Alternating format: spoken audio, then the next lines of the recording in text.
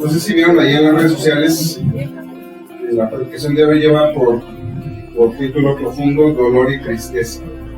Antes de comenzar a entrar en materia, quisiera que recordemos que Dios escogió al pueblo de Israel para ser su pueblo, para que a través, y solo a través de ese pueblo, Dios pudiera tener una relación personal, íntima y profunda con su creación. Un plan que implicaba salvación para todas las naciones, un plan que requería santidad por parte de ese pueblo, un plan en el que ese pueblo y su Dios mostrarían su relación a todos los demás pueblos y mostrarían a través de ello que Dios y solo Dios es el único Dios verdadero, el único que puede resolver el problema por el cual el ser humano no puede llegar a él. Cuando Dios llama a este pueblo a ser suyo, se les da un estándar, un parámetro, un estilo de vida que debería ser congruente con el carácter de este Dios, de ese pueblo, y es por ello que Dios hace pactos con su pueblo. Y cuando leemos la historia del pueblo de Israel, al pasar de los años, nos damos cuenta de que ese pueblo no vivió de la manera en que Dios le pidió que lo hiciera. No vivió como debía, no cumplió con lo que Dios demandaba de ellos, y entonces Dios tuvo que cambiar su plan. Y varias caras raras.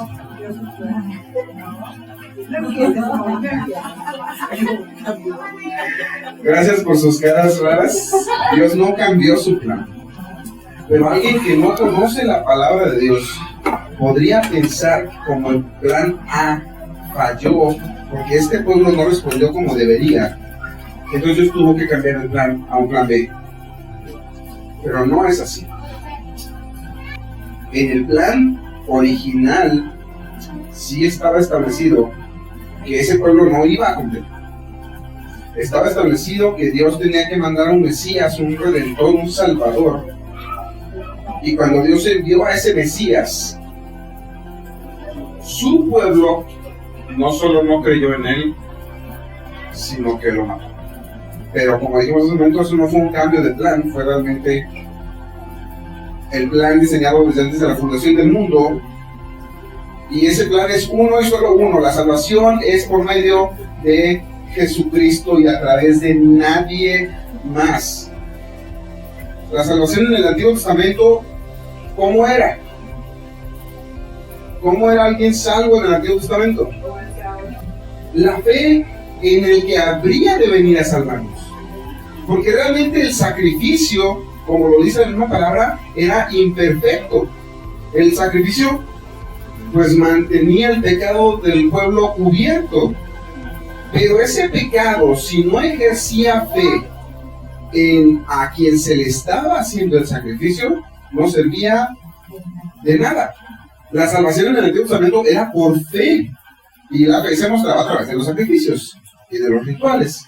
Pero en muchas ocasiones el pueblo se perdió en los rituales y dejó de ejercer la fe y se enfocó meramente en los rituales. Cuando llegó el Señor Jesucristo, la salvación fue por fe en Él. E hizo muchas obras que mostraron que Él era el Mesías. Una vez que Él muere y resucita, en nuestros tiempos es claro, y podríamos decir que es hasta fácil darse cuenta cuál es el método de salvación. El plan desde antes de la fundación del mundo fue que Jesucristo, el Hijo de Dios, viniera, se encarnara, viviera y muriera en una cruz en lugar de nosotros los pecadores. Para que eso ocurriera, hubo muchas profecías, promesas que tuvieron que ser cumplidas, y podemos descansar en que cada una de esas promesas se han cumplido. Cada una de esas profecías hasta la fecha se han cumplido al pie de la letra. ¿Qué pasaría si una sola de las promesas de Dios dejara de cumplirse. Si una sola de sus promesas falla, esto implica que cualquiera de las que no se han cumplido podrían fallar. Esto implica que podrían no regresar con nosotros. Esto implica que podríamos no ser siquiera salvos. Es por eso que podemos confiar plenamente y podemos constatar en la palabra de Dios que cada una de sus profecías y de esas promesas se han cumplido al pie de la letra. Si Dios hubiera fallado con Israel, Dios podría fallar con nosotros, pero Dios no falló con Israel. La palabra de Dios no ha fallado, sino que Dios hará lo que Él quiera hacer. Dios ha hecho lo que quiso hacer, ya que su plan nunca falla y nunca fallará, como lo dice el versículo 6 de Romanos 9. No que la palabra de Dios haya fallado, porque no todos los que descienden de Israel son israelitas. La palabra de Dios no ha fallado. En este capítulo, del capítulo 9 que estamos comenzando hoy, vamos a estudiar temas controversiales, temas que a los que mucha gente quiere llegar corriendo, como la elección. Y muchas veces se quiere llegar ahí para debatir si el arminianismo, el calvinismo, si la elección soberana, la presidencia, etc. Pero yo quiero que tengamos cuidado al acercarnos a la palabra de Dios y que no vengamos buscando mero conocimiento intelectual, que no vengamos queriendo sustentar la línea teológica que yo creo que es la correcta, que no vengamos queriendo ganar un debate o una discusión sobre la elección o sobre otra doctrina, que no vengamos con soberbia, que no vengamos con un mero interés en conocimiento, porque eso es incorrecto al acercarnos a la palabra de Dios. Dios no es un objeto de estudio. Dios es nuestro sustento en nuestra vida misma. Y algo que nos permite ver que no debemos acercarnos meramente con un interés intelectual, académico, es cómo comienza escribiendo Pablo este capítulo. Pablo habla de un dolor y una tristeza profundos que siente. No teme decirlo y al contrario parece que no quiere evitar demostrar el dolor que siente. Escribe estas palabras y eso expresa cómo él está en ese momento. Y no solo en ese momento, porque ahorita vamos a empezar a leer el versículo y vamos a darnos cuenta que no es algo momentáneo lo que él siente o lo que tiene. Pablo pone su corazón y nos permite ver su angustia por sus hermanos judíos, por sus compatriotas.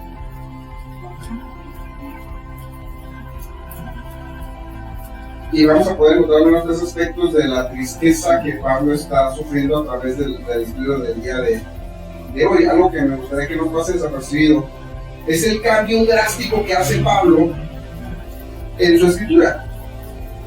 ¿Se acuerdan que fue el último que vimos al final del capítulo 8? Del 35 al 39, más o menos. Que nada podía separar a Pablo del amor de Cristo. Y nada nos puede separar a nosotros del amor de Cristo, del amor de Dios que es en Cristo Jesús. Y lo decía Pablo triste, lo decía lleno de esperanza, lleno de gozo, lleno de fe. Y dice, nada puede separarnos. Tengo por seguro y hemos comprobado que no hay nada que pueda separarnos del amor de Dios en Cristo Jesús. Y comienza diciendo, el versículo 1 dice, digo la verdad, en Cristo no miento, dándome testimonio a mi conciencia en el Espíritu Santo, de que tengo gran tristeza y continuo dolor en mi corazón. Recordemos que la Biblia no estaba dividida en versículos y capítulos. Cuando esta carta fue escrita, era de corrido. Entonces Pablo viene hablando de un gran gozo y de una gran esperanza y hace un cambio drástico, porque no fue hasta 1560 después de Cristo que se imprimió la primera Biblia completa, dividida en versículos y capítulos, que se llamó la Biblia de Ginebra. Cuando la carta llega a los lectores originales, era un escrito de corrido. Entonces Pablo termina diciendo: tengo gran gozo, tenemos la gran esperanza, la seguridad, la certeza comprobada de que todo lo que pasa nos ayuda bien y de que nada nos puede separar del amor de Dios en Cristo Jesús. Y el siguiente verso comienza diciendo: digo la verdad en Cristo. Y eso quiere decir que está poniendo a Cristo como testigo. Pablo no está mintiendo acerca de su sentimiento, de su emoción. Pablo dice: no miento, dando testimonio mi conciencia en el Espíritu Santo de que tengo gran tristeza y continuo dolor en mi corazón. Y eso quiere decir que está poniendo a Cristo como testigo. Pablo no está mintiendo acerca de su sentimiento, de su emoción. Pablo dice: no miento, dando testimonio mi conciencia en el Espíritu Santo de que tengo gran tristeza y continuo dolor en mi corazón. Y estos dos versículos nos permiten ver el primer aspecto de la tristeza de Pablo, que es la veracidad de su dolor. Pablo no miente, no está fingiendo por sus hermanos judíos, sus compatriotas judíos, mejor dicho. Pablo está sufriendo continuamente, y eso es algo difícil. Para todos nosotros tendría que ser algo muy similar a lo que Pablo está viviendo. De este lado de la eternidad hay muchas cosas que no podemos resolver. De hecho, la mayoría de las cosas que nos ocurren no podemos resolverlas por nosotros mismos. Pero hay una, principalmente, que es una fuente de sufrimiento constante y profundo en la vida del creyente. Esa es la incredulidad de sus amados. Y entonces entramos en la misma paradoja en la que está Pablo. Vivimos gozosos porque sabemos y confiamos que el amor de Dios en Cristo Jesús no puede ser separado de nosotros, no va a ser interrumpido, y vamos a vivir rodeados del amor de nuestro Señor en todo momento, y al mismo tiempo que estamos gozosos por lo que Él ha hecho en nuestras vidas, sufrimos porque vemos que hay familiares, amigos, compañeros, vecinos que no llegan a experimentar esto. Como seres humanos redimidos, vamos a sufrir por nuestros amados que no han entendido el Evangelio, y a veces no solo no lo han entendido, sino que se resisten a escucharlo y se resisten a rendirse a Cristo como Salvador. Pablo deja el corazón abierto y hace partícipes a los romanos y por ende a nosotros ahora a través de la palabra, y nos hace parte de su dolor por sus compatriotas, por todos los judíos. Pablo llegó casi a todo el mundo conocido en aquel tiempo. Y bien, algunos de los apóstoles se sumaron, pero Pablo fue el que fue a más partes. Pero recordamos, cuando estudiamos el libro de los Hechos, recordemos qué hacía Pablo en cada pueblo, cada ciudad o cada nación nueva a la que llegaba. Levantaron una iglesia. Pero antes de levantar una iglesia, ¿a dónde se iba primero a predicar el Evangelio? A las sinagogas. En esos lugares ya había llegado el judaísmo, ya había judíos que habían emigrado, ponían sus sinagogas, se reunían ahí a orar y a leer la Torah. Entonces Pablo primero iba con ellos. Y una vez que lo rechazaban, entonces seguía con los gentiles y no paraba hasta que había una iglesia funcional con pastor y pastores y ancianos y diáconos y todo, ¿no?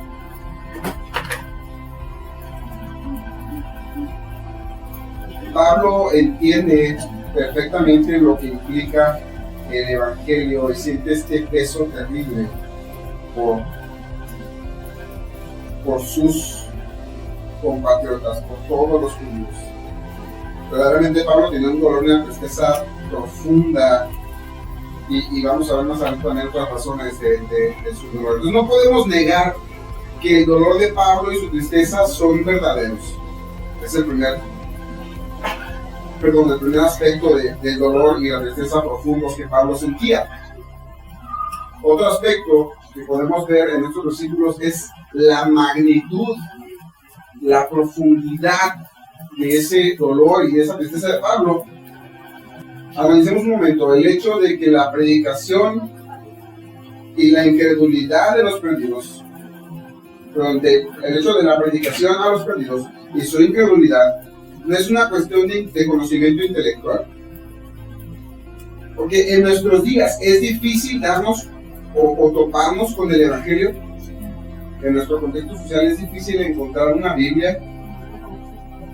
Es difícil encontrar a alguien que haya escuchado de Jesús.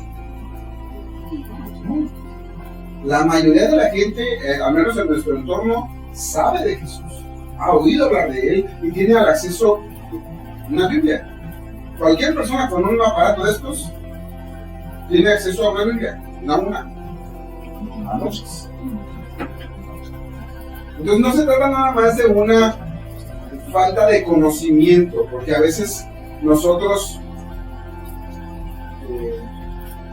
buscamos acercarnos a pasajes que hablan del Evangelio o pasajes que hablan de doctrinas, tratando de memorizar, de encontrar lógica y de a través de nuestro razonamiento, de nuestra lógica, de nuestras tácticas, poder convencer a las personas que nos rodean de creer en el Evangelio.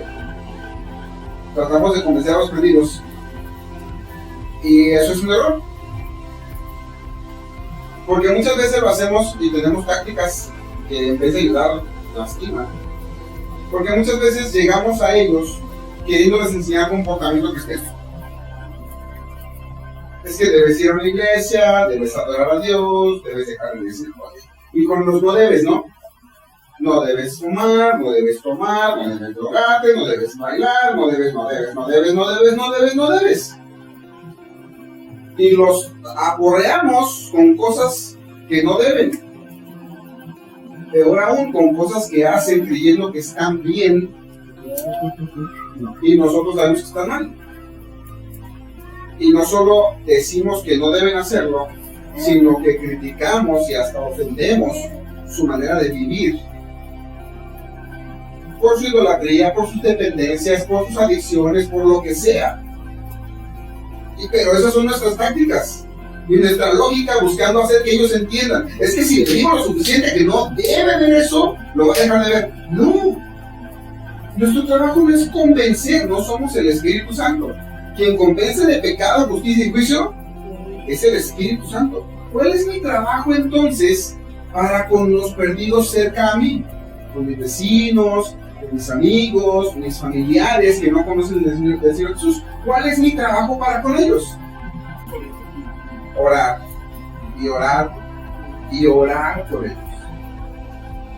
Porque debemos tener bien metido en la cabeza que nosotros no podemos convencer a nadie de nada. Quisiera que pensemos en una cosa entre creyentes en las que discrepamos algunos de otros. De repente se topa un calvinista con un arminiano.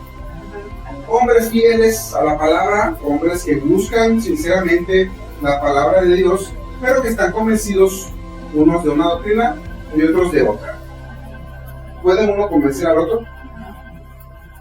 Son creyentes, están leyendo la misma palabra, están buscando en el mismo espíritu. ¿Puedo yo convencer a un hermano calvinista o arminiano de cambiarse de bando? No puedo, y debemos de meter eso en nuestra cabeza y en nuestro corazón. Nosotros no podemos convencer a nadie de nada. Nos podemos orar. Ojo, no quiere decir esto que no vamos a estar comprometidos en compartir un evangelio sano y apegado a la palabra de Dios. Eso no es opción. Nuestro trabajo es orar por los perdidos cerca de nosotros y compartirles el evangelio fielmente. Para nuestra vergüenza, muchas veces podemos ir por ahí sin siquiera compartir la fe que gozamos nosotros.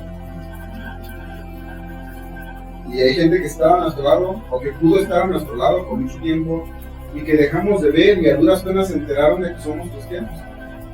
Y no les compartimos el evangelio y no oramos por ellos. Y yo creo que esto es parte del peso que tenía Pablo. El hecho de que ellos conocían la palabra de Dios. Los judíos conocían la palabra de Dios. Conocían el Antiguo Testamento, pero principalmente la Torá, de ida y vuelta. Pero lo malentendieron. Y creyeron que los ritos y las tradiciones eran el medio de llegar al Padre, cuando es únicamente la fe en Jesucristo. Y podemos caer en el error de ir por la vida pensando en nosotros nada más, o pensando en los nuestros nada más, o pensando en nuestro estrés y nuestra ansiedad y en nuestros pendientes y nuestro trabajo y nuestras tantas cosas que cargamos, que ignoramos, y quitamos ese peso de nosotros, el peso por los perdidos que no conocen, no tienen esperanza de vida y de relación con Dios, y que están destinados a un lugar de completa ausencia de Dios y con un tormento eterno para la eternidad. Pablo entendió bien el Evangelio, entendió bien que es responsabilidad nuestra compartir el Evangelio y orar por los perdidos y amar a los perdidos. Y lo entendió también que él sufría,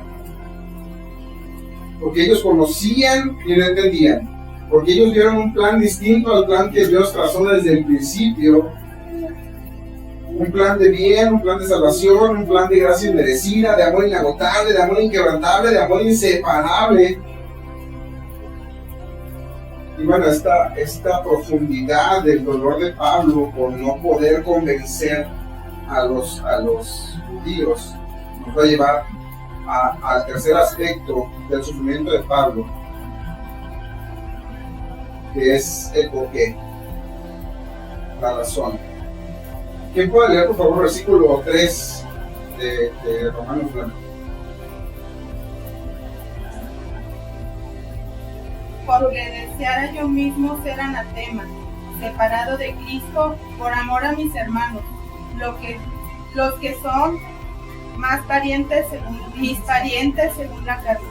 Esta declaración de repente es un poquito complicada de entender, porque podríamos decir, ¿y de qué sirve que gana Pablo ser el anatema?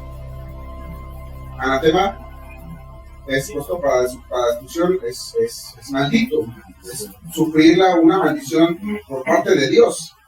Y dice Pablo, desde ellos mismos ser anatema. Entonces dice uno, pues ¿qué ganaría Pablo, no? Y si vamos a otras palabras de Pablo, cuando Pablo dice, sean imitadores de mí, como yo imito a Cristo, es muy posible que en el corazón de Pablo esté esa frase ahorita, mientras escribe. Porque precisamente ese corazón manifiesto en Cristo, ese amor capaz de dar su vida en lugar de los que merecen el castigo. Recordemos que Jesús, quien no conoció pecado por nosotros, se hizo pecado. Entonces Pablo seguramente está pensando en ello y dice, así como Cristo se entregó y Él recibió el juicio y el dolor y el castigo de Dios sobre Él, a mí me gustaría poder hacer lo mismo.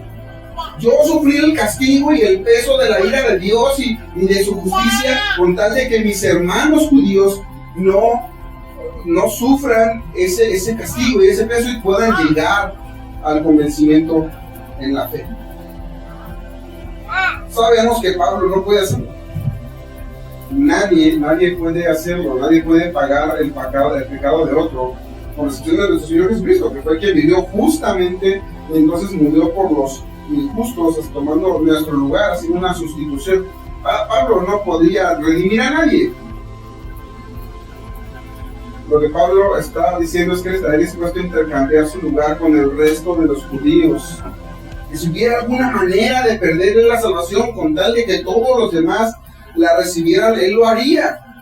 Y lo repito, sabemos que esto es imposible, es una hipérbole, una exageración que Pablo está diciendo, pero sabemos que es un anhelo verdadero en su corazón. ¿Cómo me gustaría poder darles a ustedes el regalo que tengo yo, aunque yo me quede sin él? Dice Pablo. Pablo en su corazón, en su mente, el amor por su pueblo, el dolor por su incredulidad es tal que está dispuesto a perder el lugar que tiene como hijo de Dios y a ir a un castigo eterno con tal de que ellos pudieran experimentar el amor verdadero, la misericordia, la gracia de Cristo Jesús, como lo describió al final del capítulo 8. Pablo sigue dando más razones, los versículos 4 y 5, ¿quién nos podría leer, por favor? Que son israelitas, de los cuales son la adopción, la gloria, el pacto, la promulgación de la ley, el culto y las promesas, de quienes son los patriarcas y de los cuales según la carne vino Cristo, el cual es Dios sobre todas las cosas, bendito por los siglos. Amén. Amén. Todo lo que Pablo describe de los judíos, dice, ellos son israelitas. Y con eso está diciendo que son el pueblo escogido por Dios. Un pueblo por encima de todas las demás naciones. Dios escogió al pueblo de Israel. Dice, ellos son escogidos de Dios. Les pertenece la adopción como hijos. Tuvieron la primicia para poder llegar a ser hijos de Dios. ¿Sí? A ellos les perteneció primero la adopción. Y quienes creyeron en Jesucristo fueron los primeros hijos. ¿Sí? Y luego nosotros, cuando los demás la rechazaron. Dice que de ellos es la gloria. ¿A qué se refiere Pablo cuando dice que de israelitas es la gloria? ¿En qué otro pueblo habitó el Shekinah, la presencia del Dios verdadero? Solamente en Israel, en el tabernáculo y después en el templo. La gloria de Dios físicamente en un lugar estuvo únicamente en el pueblo de Israel. Los pactos. ¿Cuántos pactos conocemos? Conocemos varios. Podríamos resumirlos en dos, porque el pacto de Abraham, Moisés y David son una reiteración del mismo pacto. Podríamos hablar del antiguo pacto y del nuevo pacto. ¿Con quién fueron hechos estos pactos? Con Israel, que desde un principio tenía la extensión para todas las naciones de la tierra, pero el judío se lo quiso quedar para sí mismo nada más. Hizo el pacto con Abraham, Moisés, David, el pacto en nuestro Señor Jesucristo con los judíos, la promulgación de la ley, la cual es, ya habíamos estudiado cómo es la ley, es santa, justa y buena, el estándar, el parámetro para vivir como Dios quiere que vivamos, que sabemos que es imposible de cumplir sin Cristo. Sabemos que si fallamos en una sola de los mandamientos, quebrantamos la ley completa y nosotros como seres humanos no podemos cumplirla. Pero Jesucristo la cumplió, siendo buena, justa y santa. La sexta cosa que dice Pablo es el culto. Es decir, la explicación completa, detallada de cómo adorar a Dios de manera correcta y verdadera relacionándose con Él. No encontramos en los tiempos del Antiguo Testamento otro culto, otro Dios con una manera tan estructurada, detallada, verdadera y fiel para adorar al único Dios verdadero. No existe. Todas las instrucciones fueron dadas por el Dios de Israel a Israel. Las promesas, también dice Pablo, las cuales apuntaron siempre al Mesías. Desde Génesis 3, todas las promesas, todas las profecías apuntaron siempre al Mesías, a Cristo. Estamos hablando de casi 4,000 años antes de Cristo, ya había profecías y promesas hechas para un Salvador que hoy día sabemos y hemos comprobado y vivimos en carne propia, que es Jesucristo nuestro Señor. Los patriarcas, es decir, Abraham, Isaac, Jacob, a quienes se les prometió llegar a ser bendición a todas las familias, todas las naciones, todas las etnias de la tierra. Por todo el mundo se sabrá que ellos son parte de la historia y el medio por quien vino Cristo a otorgar salvación. Dice también que son la ascendencia de Cristo, por quienes, según la carne, llegó el Señor Jesucristo. La ascendencia del Señor Jesús, es decir, el Señor Jesús era judío, hijo de David, hijo de Abraham, y tenemos las genealogías completitas donde podemos corroborar que el Señor Jesucristo es un descendiente directo de Abraham, Isaac, Jacob, David y toda la línea mesiánica hasta el Señor Jesús. Lo más importante del pasaje entero que estamos estudiando hoy, no solo es que el Señor Jesús es descendiente de Abraham y David. Ese Cristo, como dice Pablo al final, versículo 5, es el Dios bendito por los siglos. Y Él está por encima de todas las cosas. Y yo creo que esta es una de las cosas que más profundo dolor y tristeza le provoca a Pablo. ¿Cómo es posible que todo el Antiguo Testamento habla claramente de Cristo?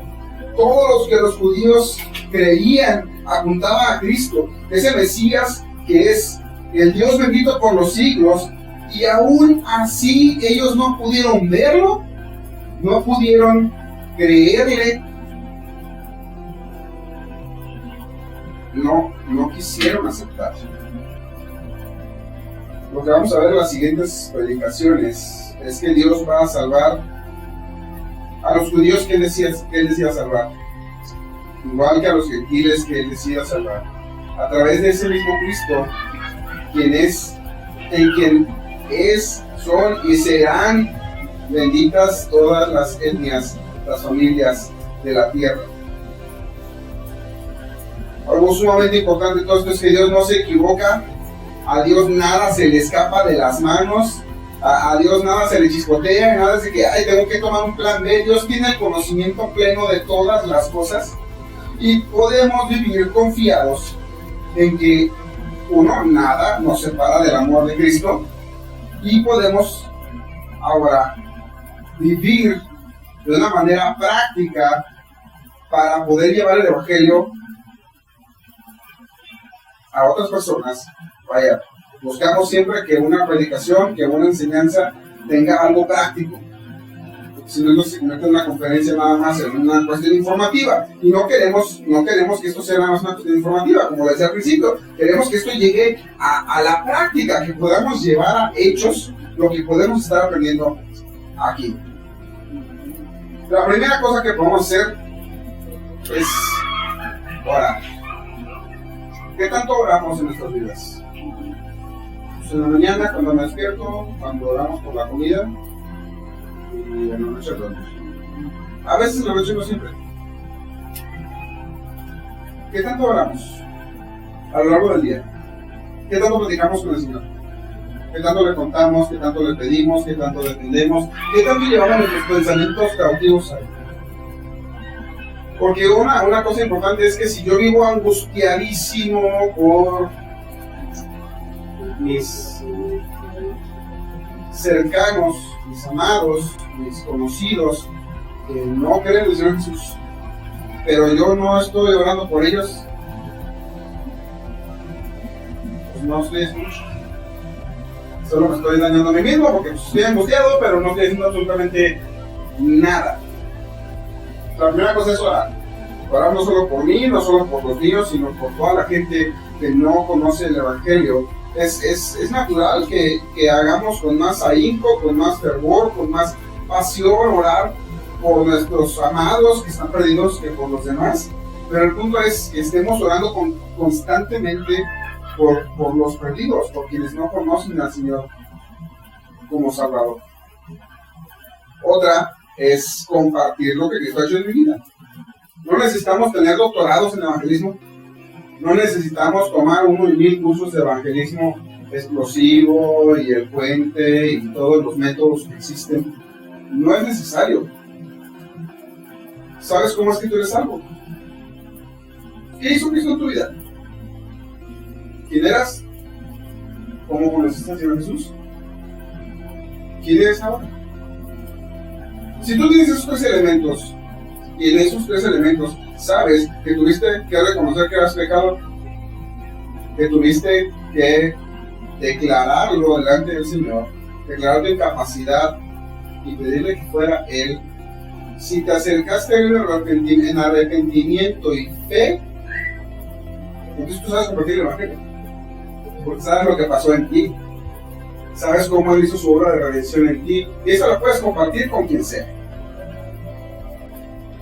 Dejemos a un lado nuestras tácticas del evangelismo, nuestra psicología del evangelismo, y compartamos el Evangelio como es. El Señor Jesucristo te ama, debe reconocer que eres pecador, debe haber arrepentimiento y debe haber fe. Si tenemos esto, es un evangelio sano, centrado en la palabra de Dios. Otra cosa que debemos o podemos hacer al respecto es saber y vivir conscientes de que nosotros no somos los buenos, los santos y los elevados por nosotros. Porque muchas veces nos subimos en un banquito o a veces en un pedestal o en una torre y somos inalcanzablemente santos, puros, inmaculados, y no nos juntamos con la chusma o quienes no son creyentes. Es que yo no me junto con los incrédulos porque me contamino, ¿no? Si nosotros en nuestras vidas no tuviéramos a Cristo, ¿qué tan diferentes seríamos del peor pecador del mundo? Nos lo llevamos de calle ya, ¿no? A lo mejor. Sin Cristo no somos nada distintos de quienes viven en la incredulidad, ya que no hubo nada, absolutamente nada en especial en nosotros para que el Señor nos dijera tú. No hay nada de especial en ti, no hay nada de especial en mí, no hay nada diferente en ti como ser humano que sea diferente a los incrédulos. La única diferencia es que por misericordia y gracia, Dios decidió por el mero efecto de su voluntad y me conoció, me llamó, me santificó y me glorificó en Cristo Jesús. Fuera de Él no soy nada, no puedo hacer nada, pero tengo el gran gozo de saber que nada puede separarme. Y eso debería llevarme a vivir en gozo y dolor. Pero si vivo en gozo por el amor de Dios, el dolor por los conocidos que están perdidos, también puedo vivir en gozo de saber que estoy haciendo lo que me corresponde a mí. Orar por ellos, compartirles el Evangelio fielmente y vivir una vida que muestre a Cristo en ellos. Dejando hipocresía, dejando falsedad, dejando caretas, siendo honestos, siendo francos, demostrando que sí, yo también le batallo. Yo no soy mejor que tú, no soy especial por mí mismo. Es Jesús quien ha hecho una diferencia en mi vida. Y si mi vida no es lo mismo que era, es porque Cristo muere en mí, porque Cristo me ha salvado y Él me ha llenado de gozo por la promesa de vida eterna y porque su amor nunca puede ser separado de mí. Vamos a orar. Padre Celestial, te damos gracias por tu palabra, gracias porque podemos escuchar el Evangelio, porque podemos escuchar tu palabra y porque tu Santo Espíritu nos revela la verdad, Señor. Yo quiero que tú nos ayudes a vivir honrándote, obedeciéndote, sirviéndote, y ayúdanos, Señor, a sentir peso por los perdidos. Ayúdanos a orar por ellos y a compartir el Evangelio fielmente, Señor. Te lo rogamos, te damos gracias porque tú nos das tu palabra, porque tú nos has rescatado a quienes hemos creído en Jesucristo como nuestro Salvador. Gracias, Padre, bueno, por tu misericordia, tu gracia, tu amor, tu verdad, tu justicia, que en Cristo Jesús nos son otorgadas sin límites y para siempre. Gracias por esta promesa en el nombre de Jesús. Amén.